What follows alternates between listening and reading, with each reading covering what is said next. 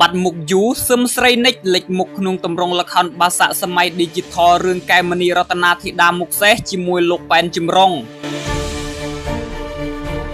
បាត់មុខពីឆាកសម្ដែងយូស្រាប់តែតារាស្រីសឹមស្រីនិចបានលេចមុខជាថ្មីនៅក្នុងទម្រង់ល្ខោនបាសាក់សម័យ Digital រឿងកែមនីរតនាធីតាមុខសេះជាមួយលោកប៉ែនជំរុងតាមរយៈស្នាដៃសម្ដែងរបស់នាងរួមជាមួយសិល្បកររាប់រយនាក់ពិតជាទទួលបានការគាំទ្រខ្លាំងពីមហាជន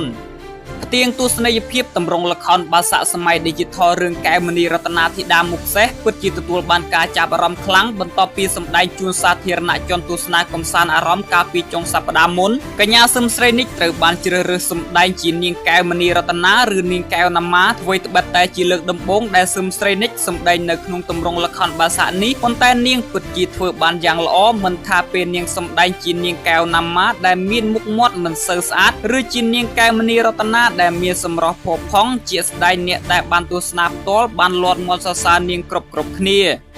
កញ្ញាសឹមស្រីនិចបានបង្ហាញពីចំណាប់អារម្មណ៍របស់ខ្លួនថានាងពិតជារីករាយណាស់ដែលបានចូលរួមសម្ដែងនៅក្នុងល្ខោនបាសាក់សម័យ Digital រឿងកែមនីរតនាធីតាមុខសេះដែលមានសិល្បកររាប់រយនាក់ចូលរួមសម្ដែង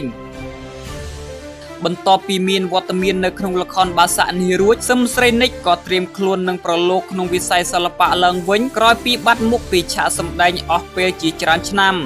នាងរំពឹងថាការវិលត្រឡប់របស់ខ្លួនលើកនេះនៅតែទទួលបានការស្រឡាញ់និងការគាំទ្រពីសំណាក់បងប្អូនទស្សនិកជនគួររំលឹកផងដែរថាកញ្ញាសឹមស្រីនិចគឺជាតារាសម្ដែងដ៏មានទេពកោសល្យម្នាក់នាងធ្លាប់លេចមុខនៅក្នុងរឿងភាគនិងរឿងដុំជាច្រើនប៉ុន្តែក្រោយពីល្បីឈ្មោះនាងសម្រេចចិត្តចាក់ចេញពីសិល្បៈដើម្បីងាកទៅចាប់អាជីពរកស៊ីជំនួសវិញដោយឡែកទើបតែមួយឆ្នាំចុងក្រោយនេះនាងសម្រេចចិត្តវិលត្រឡប់មកកាន់ឆាកសម្ដែងឡើងវិញ